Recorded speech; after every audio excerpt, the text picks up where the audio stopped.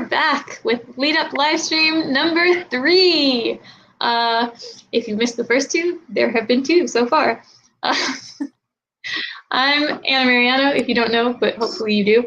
I'm here today chatting with Jamie Pacton. Hi. Do you want to introduce yourself? Oh, right. Sorry. Still getting over that amazing trick.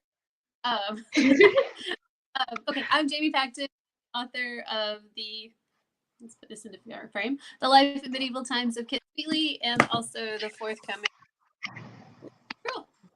So which are both stories from Page Street. Both, did you say YA novels? Yeah, they're both YA contemporary from Page Street. Gotcha.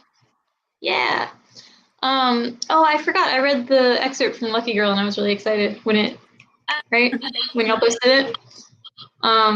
So yeah. We're here today talking about writing niche nerd experiences. I say niche nerd experiences because, so my book, This Is How We Fly, it's up there, which is coming out December 15th, is all about a kid who joins a Quidditch team. Some of you may know that I play Quidditch in real life, and so the novel is based a little bit on my experiences playing Quidditch. And Jamie, your character works at is it actually Medieval Times or is it a Medieval Times analog? I'm not seeing Jamie moving. Oh, okay, there you are. Sorry, did you catch that? Just let me know. That's okay. I think so. Yeah, I think we're good. We'll see. Sorry, so did your character work at actual Medieval Times? Yeah. Yeah. It was working better during the test. Yeah. Can you hear me? Yeah. Kind of. Yeah, my character is lunch at a Medieval Times type restaurant. So. Mm-hmm. Yeah, so based on Medieval Times, the restaurant where it's like dinner theater plus Ren Fair, it seems to be, that you probably know better than I do. As I was telling you during our tech test, I've never been to Medieval Times, so I don't know very much about it. Yeah. Yeah, but she is a serving wench. And, you know, those are both like activities that maybe we all kind of have, well, not Quidditch necessarily, but we kind of have heard that they exist. Most people maybe know that Medieval Times is a thing.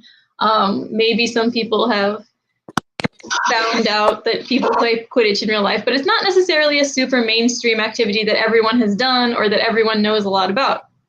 So these niche nerd communities, writing about them, we're going to be talking a little bit about how we do that and what's kind of fun and interesting about that. So let's see, can we get a little more in-depth summary of the book? Do you want to do like your elevator pitch? Sure. So this book is pitched as A Knight's Tale meets Moxie. Yeah. Can you hear me? A Knight's Tale meets Moxie.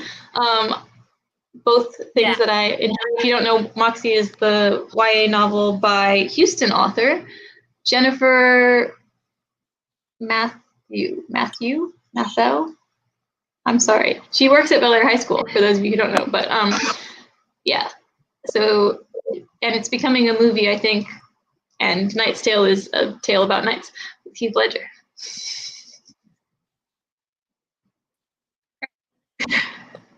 Yeah. Yeah. So my book is Kit wants to be a knight like Chris, and she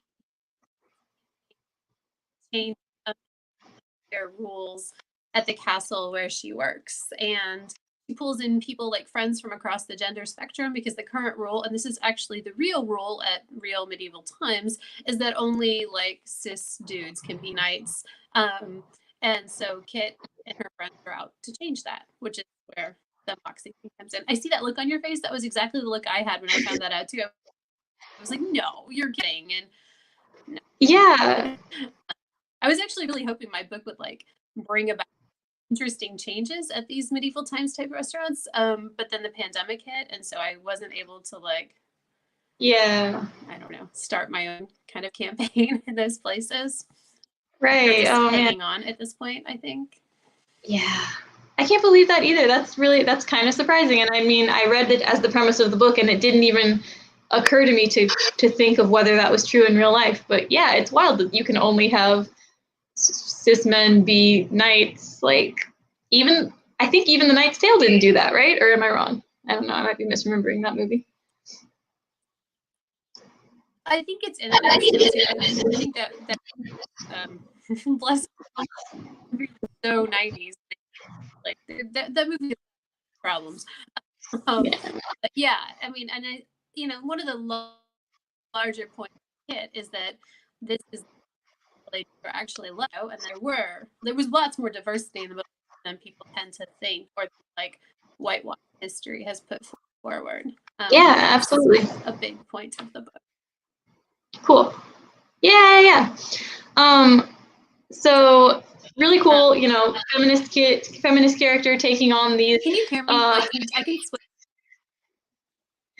Do you want to try switching? I can hear you well enough to kind of understand what's going on, but I think that the audio quality is like definitely suffering. Do you want to switch over?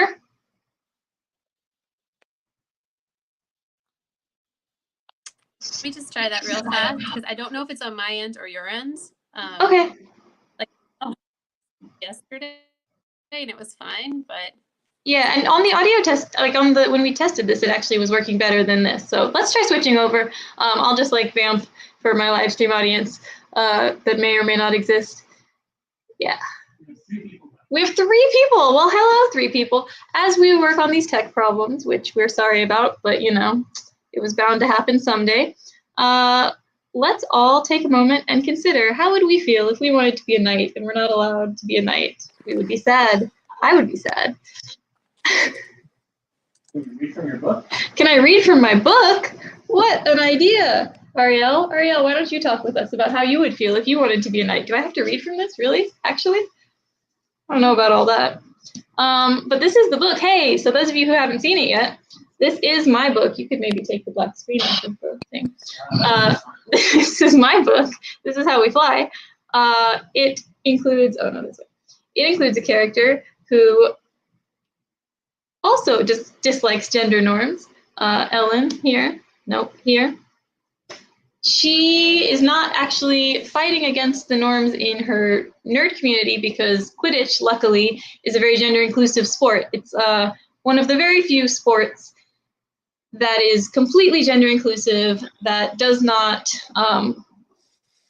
that basically just lets people play as their gender, doesn't try to police gender in any way. Of the players, talking about Quidditch and how they deal with gender diversity.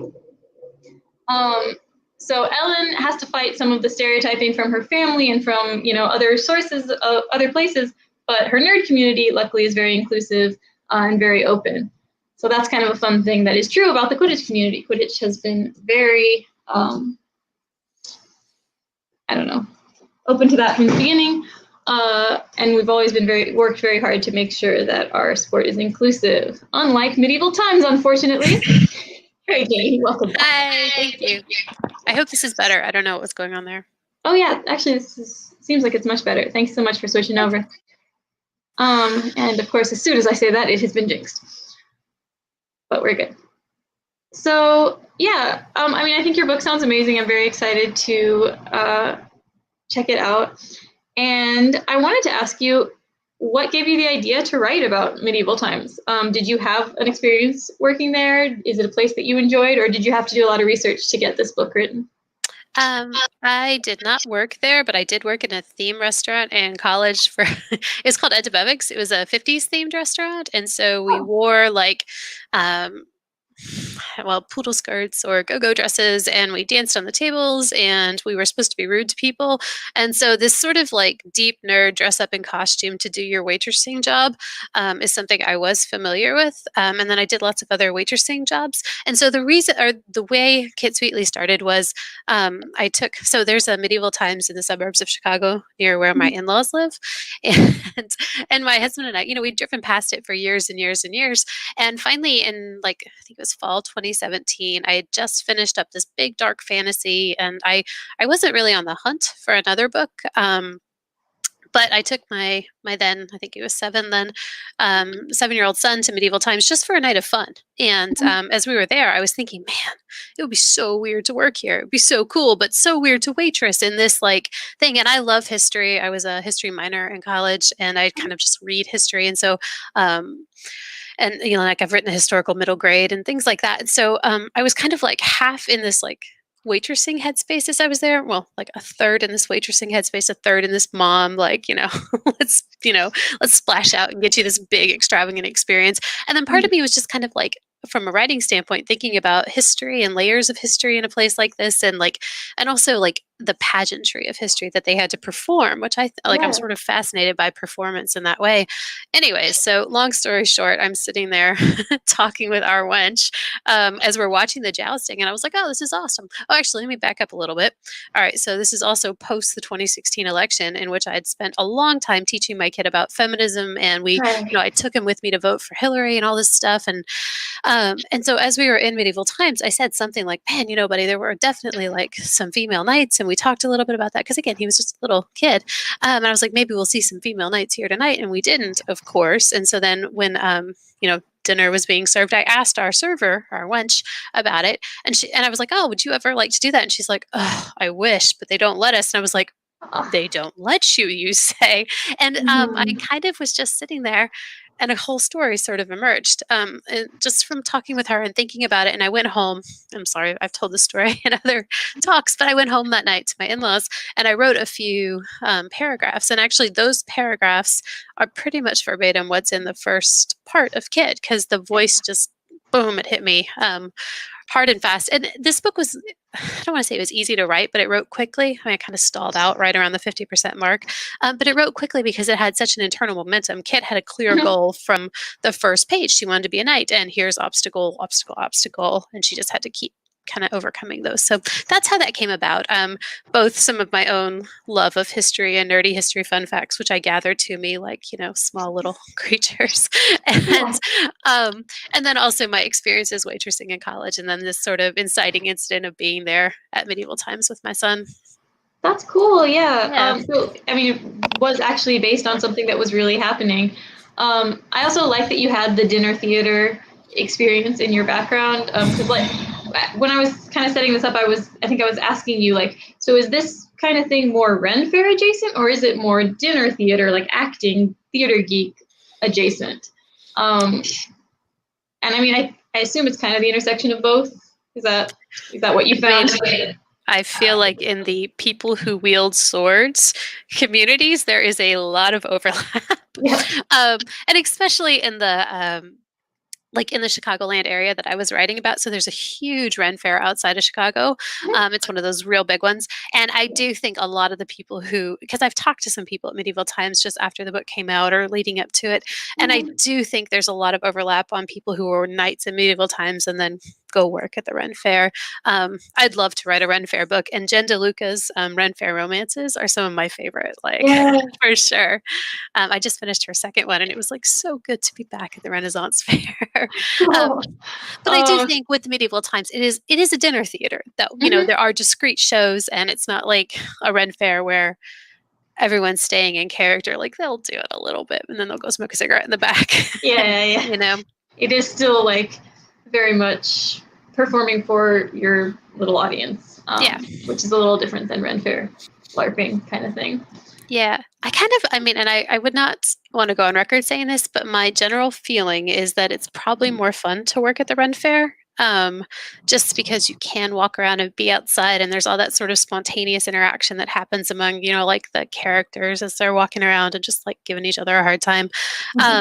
And at a place like Medieval Times, like you've got to get the rolls out on time and you've got to clear the tables and Right. kind of all that. Yeah, So, you're juggling more stressful things. yeah, it's just waitressing on some level. Well, it's not for everybody. Some people are queens and knights, and I knew a few people who were queens at Medieval Times after the book came out. I found this out, and it was so interesting to talk to them about their experiences versus some of the people I talked to who were wenches and people who clean up horse poop and all those no. Right? See, this is like, I didn't know there were real horses. Like, I have no. Oh my gosh! Yeah, I'm gonna send you a video. You've got to look it up. Like, it's extravagant horsemanship in some ways. Like, that's awesome. Yeah. Yeah. So that's super cool. I like that. I also kind of want to ask more about the 50s diner experience. Like, actually, did you end up pulling from that to give details about the trying to waitress while performing situation? Definitely. And I will talk about that for that's so appropriate to nerd niches, because there are still people I'm Facebook friends with now who are, in their 40s and 50s who are still in a Facebook group for this one particular restaurant. And it was in very many ways, for me, it was a college job and it was a fun job. But for them, it was community and it was family, and it was it was a very formative experience, I think, because these were niche nerds and they would work together and hang out together. And two of the people who I now know, they got married and they used to swing dance together at the restaurant. And now they have kids. And it's a very cute little niche nerd story that began at this one little restaurant. So I definitely did think a lot about what it was to, so at the restaurant where I worked, so there would be nights where I posted a picture of this on my Instagram. I would wear, because I would go it was in Milwaukee, and I'd go to all the thrift stores and buy amazing vintage dresses. And then, like I said, we either got up on the soda counter or there was a long rail in between the booths, so like a catwalk. And so we'd jump up there and we'd dance to the car wash. And so it would be super annoying because a certain song would come on and as a server, you were supposed to literally drop everything. Oh, I'm taking your order. Sorry, gotta go dance, and so that, I just thought a lot about that, that kind of thing. But really, I think waitressing is about time management and pressure. A lot of it is. And, which is why I was so bad at it. Yeah, it's awful. I still kind of have waitressing dreams sometimes. So yeah, I don't know, but I did think a lot about that.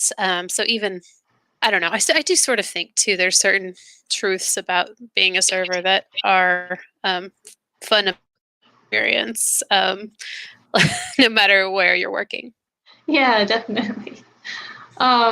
Cool. That's awesome. And then so you've talked about chatting with people after the book came out. Did you interview anyone else other than that one server? Did you do any other kinds of research as you were writing?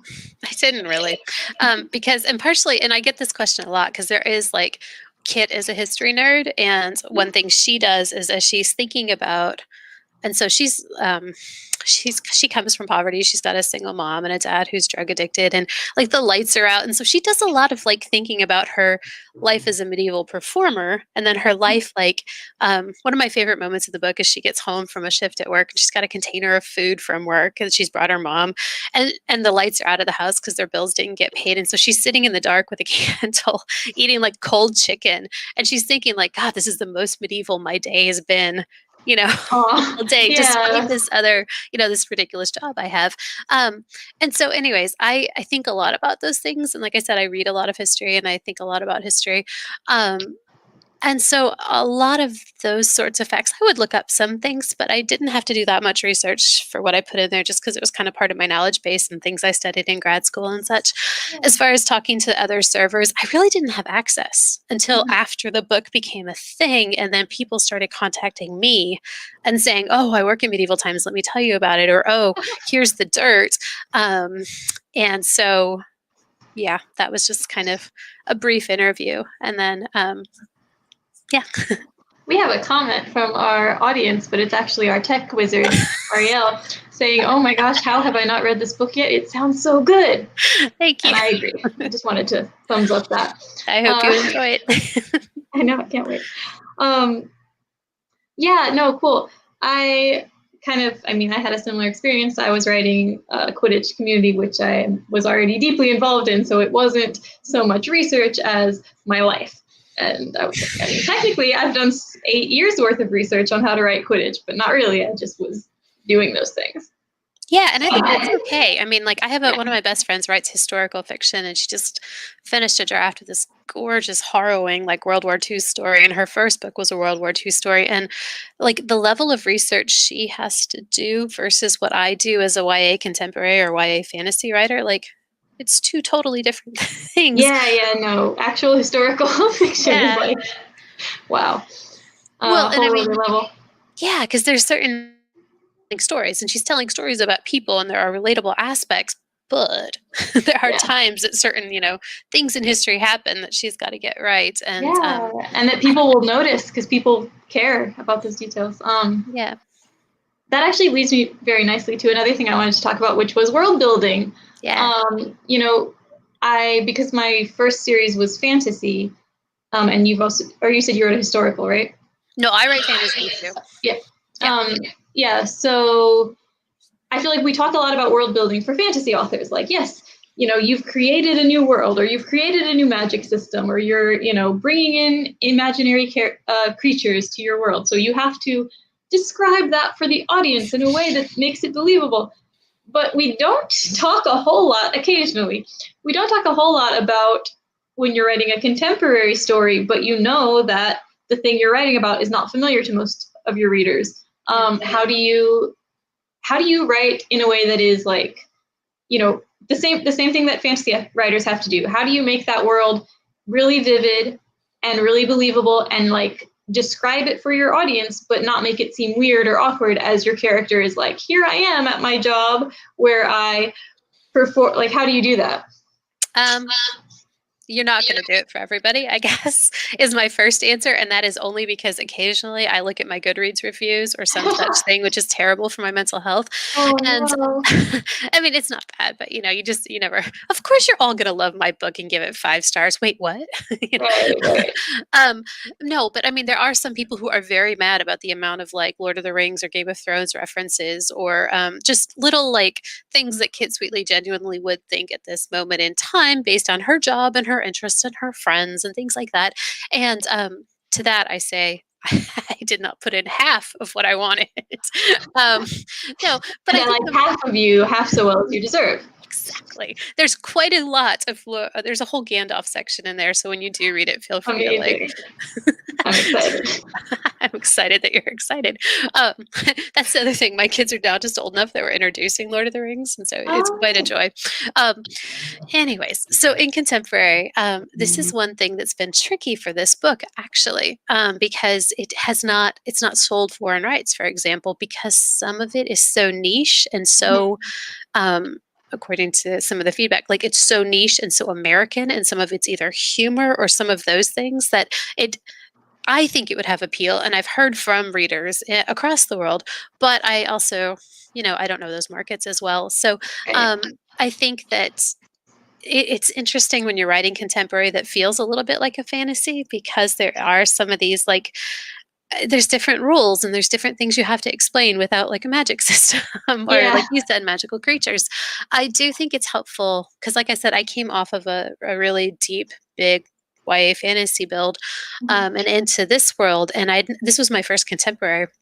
And I had always avoided contemporary because I like world building and I like, creating rules and structures and magics and things like that.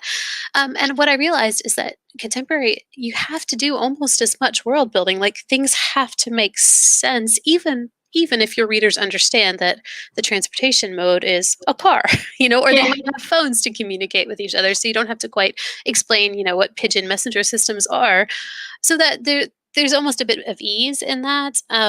But I don't think you can, like, I sometimes see people who are like, oh, it's so much easier to write contemporary. No, it's not. Like, is that what you found too? Or I've heard actually both. I've heard some people saying like it's so much easier to write contemporary, and I've heard other people saying it's so much easier to write fantasy. And like, both of those are clearly, I will say, opinions, but not facts. Yeah. I was gonna go darker, but yeah, those are clearly opinions and not facts. And I think everything is hard to write. There's nothing that's like easy to write. But yeah, so I do think that I ended up, when I was doing the world building magic system for my middle grades, thinking like, oh my gosh, like I have to describe this in a way that is natural and makes sense and not overload the readers, but also explain enough that we get what we're talking about. And then I went to write my Quidditch scenes, and I had the same problem. I personally wanted to describe my Quidditch scenes in very great detail, like the gameplay aspect of things. And I found myself relying on a lot of really similar, I guess, advice, like, okay, is it grounded in character? Is it moving the story forward in some way? If not, take it out. Yeah. That's what, for world building for fantasy, it's often, if it's just there, and this is not true for every type of fantasy. I think the older your audience is, the more you can get away with like, this is just cool because it's cool. Let's learn about it. Because I think adult fantasy fans sometimes are even looking for that. Yeah.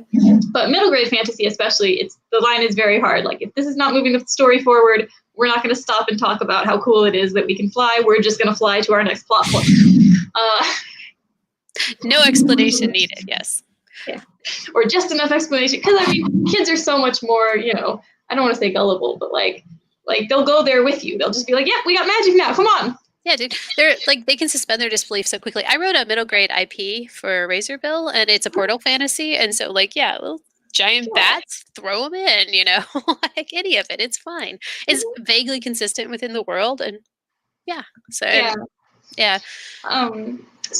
But I did end up finding that, like, as I was building this world, and I did something that is, I think, very common for fantasy worlds as well. I had a main character who was just entering the world of Quidditch, right? She had never joined a team before. She was even like, I don't want to join this team. And that helps your reader, because then if you have a reader who maybe doesn't necessarily buy in or doesn't already care about this world, they feel like they're right there with the main character. And if you have someone who does already love the world, they're just waiting for the main character to catch up with them. Yeah, and that's a good point. Like, Kit and her friends were already so deep in the world that I didn't do a lot of backtracking. But again, I feel like yours is almost more, it's not quite esoteric because people know what Quidditch is. Like, there's a frame of reference. But in mine, swords, horses, smashing, like, they can at least, like, they've been introduced to that concept at some point. Probably. And the concept of medieval times existing, I think, is a little more mainstream than Quidditch as a sport existing. Many people are still like, wait, that exists? I had no idea until I met you. Yeah. There's a little bit of a level there of how niche it is. But yeah, so I didn't know. So Kit is already, like, she's been doing this, and this is her, Yeah, she's worked there for a while, and her brother works there, and her uncle's her boss, and he's a jerk. And so, I mean, I guess there is a learning curve now that you say that, but I don't know. I think it's just steep enough that people can keep up, but not so far. Yeah, it's the difference between a portal fantasy and just a high fantasy that takes place in the world. Right. Oh, I love high fantasy, and I love adult high fantasy. I'm waiting for the book 3 in the Poppy Wars series. Have you read those? I haven't. I'm so bad at reading adult books. It's really actually sad, because there's so many I want to read, and I've like kind of picked up and tried, including like Spinning Silver and even the N.K. Jemisin books that I loved, and I like really, really was loving them. And then so many other things came up that I never quite got finished with it. I'm still technically reading it, but it's taking me a long time. So yeah, I wanted to do a sort of like quick, what's next for you? You mentioned Lucky Girl, so do you want to like pitch it really fast? Yeah, are we doing this for half an hour or an hour? Between half an hour and 45 minutes, somewhere. Okay. I'll just keep chatting with you as long as you want. So yeah, I'll tell you about Lucky Girl. Sure. So this is the cover, which an hour in frame. I love that cover so much. Oh, thank you. I told them what I wanted. I had this big image in my mind, and they Page Street did it. Oh, so wow. Okay. Yeah, this is Fortuna Jane, our main character. She's 17, and she somehow ridiculously buys a lotto ticket, and much to her surprise, it wins. And so she finds out it wins like 5 minutes before she goes to math class, and she's sitting there and she's just won $58 million, which would be great, except she doesn't have anyone to cash it for her, so she's not 18 yet. And she's like, oh, it'll be fine, it'll be fine. And I won't tell you the twists. Well, I will tell you the twist. It's fine. But then she finds out in Wisconsin that if you bought a lotto ticket while you were underage, even if you wait to cash it until you're 18, your prize is forfeit. So her problems keep stacking up because her mother's a hoarder and she doesn't want to give her mother the ticket because she'll just use it to buy more stuff. And then Jane's best friend goes on the news, and he wants to be an investigative reporter, and he tells everyone that he's going to figure out who won the lotto and Jane's going to help him. And then Jane's ex-boyfriend shows up and he's trying to look for the lucky winner. And so poor Jane is just trying to figure out how to cash this ticket and get her mom some help. And so there's a lot of thinking on what money can and can't fix, how much stuff is too much. And then sort of internally for Jane, she's thinking about what it means to be enough for herself when there's like abundance and lack. That's not really an elevator pitch. The elevator pitch in the comps, the official ones, are Jackpot meets The Last True Poets of the Sea. So it is kind of a fast-paced, like lottery ticket, sort of contemporary story, but it's also got this like meditative aspect that's about family and figuring out who you are and where you fit. That sounds very cool. I'm very excited for that one too. Thank you. And then that was one of my lightning rounds, but maybe I should have done them in opposite order. But I did have one last lightning round question, which is, do you think that your characters, Kit, and maybe also Fortuna and Jane? Yeah, you just call her Jane.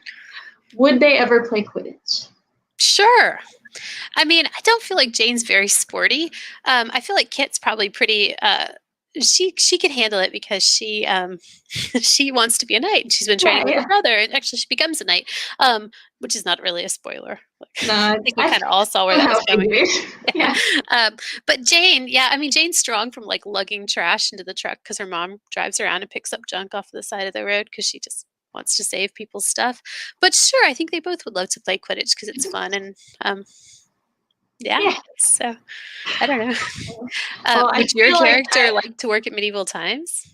So my character, this is, I think, also not a spoiler because I'm writing my second YA contemporary currently, which takes place 5 years after the first one. So the character who's the little sister, the 5th grade sister, is now the 10th grader who is the main character.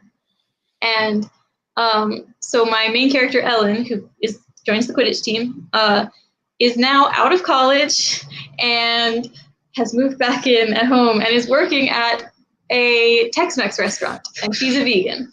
And I didn't think to do dinner theater, but honestly, if I had thought of it, I would have done it because I just really wanted to put her in the most uncomfortable for her situation I could imagine, which was back at home waiting tables.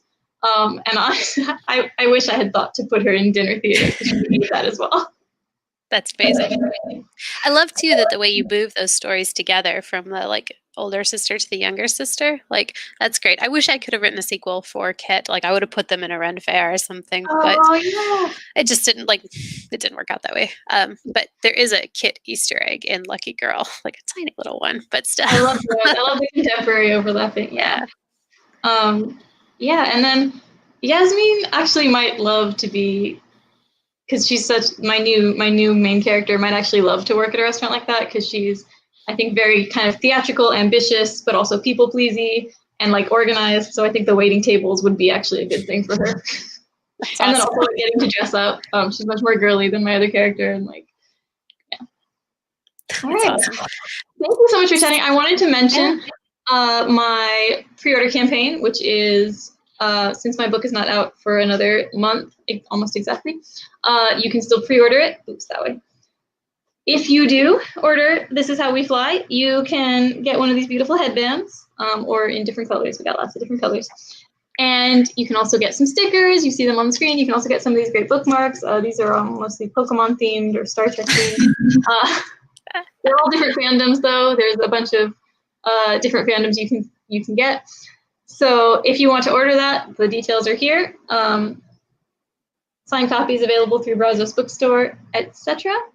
We also have coming up in December, so almost a month from now, December 20th, I think.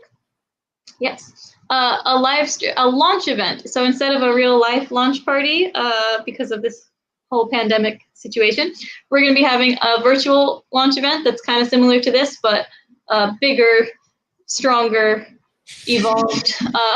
Food and snacks. Yeah, we're going to have panels of people instead of just one conversation. We're going to have multiple conversations with multiple groups of people. One will be about the history and future of Quidditch. One will be a bunch of different people talking sports YAs, so more like this conversation, and one about responsible fandom, since unfortunately my niche nerd community has been sort of rocked by the actions of the original creator of Harry Potter, who has made some poor decisions and decided to be a bigot. So we're going to have those panels on our live stream. I'm very excited about them. Probably we'll start talking about the guest panelists very soon.